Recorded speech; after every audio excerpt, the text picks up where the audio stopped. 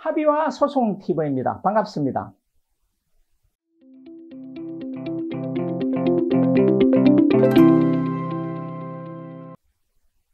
이번 강의에서는 교통사고와 산재사고가 중첩된 교통사고가 있을 때 보상받는 방법에 대하여 알려드리겠습니다. 업무를 하거나 출퇴근 중 교통사고를 당한 경우 교통사고와 산재사고에 동시에 해당됩니다. 이 경우 보상은 어떻게 받아야 잘 받을 수 있을까요?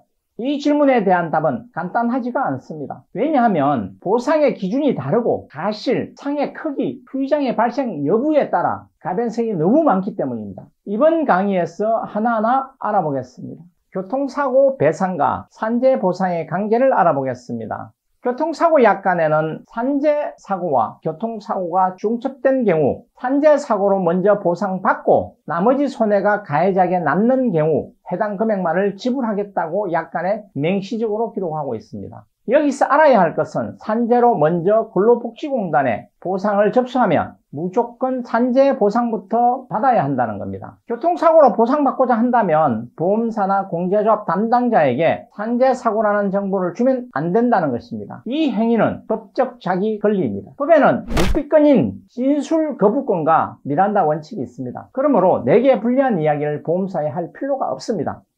교통사고와 산재사고의 보상 기준을 알려드리겠습니다. 교통사고의 배상 기준은 손해 3분설에 따라 휴업손해, 후유장애 상실 수익액, 위자료, 승행 등 향후 치료비, 간병비, 장례비 등이 있으며 가실상계 적용합니다.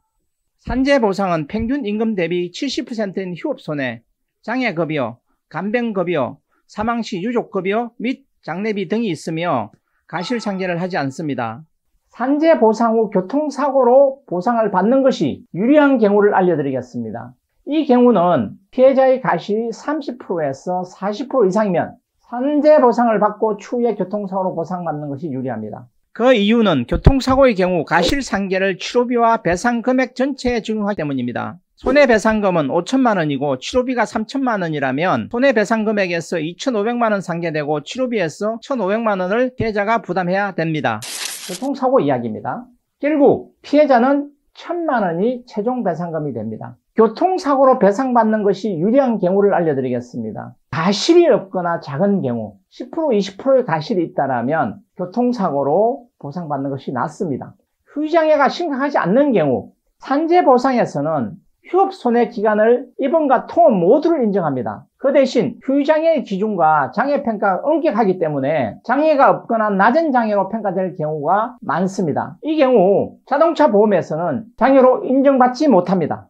그 외 선택의 복잡성에 대해서 알려드리겠습니다. 단독사고인 자손, 자상, 대인배상원 사고, 무보험 자동차 사고 등은 손익을 따져보고 결정해야 하므로 교통사고와 산재를 모두 알고 있는 변호사의 도움을 받는 것이 좋습니다. 자, 결론적으로 산재보험으로 보상받을 것인지 아니면 교통사고로 배상받을 것인지 결정은 산재보상보험 접수 전에 결정해야 합니다.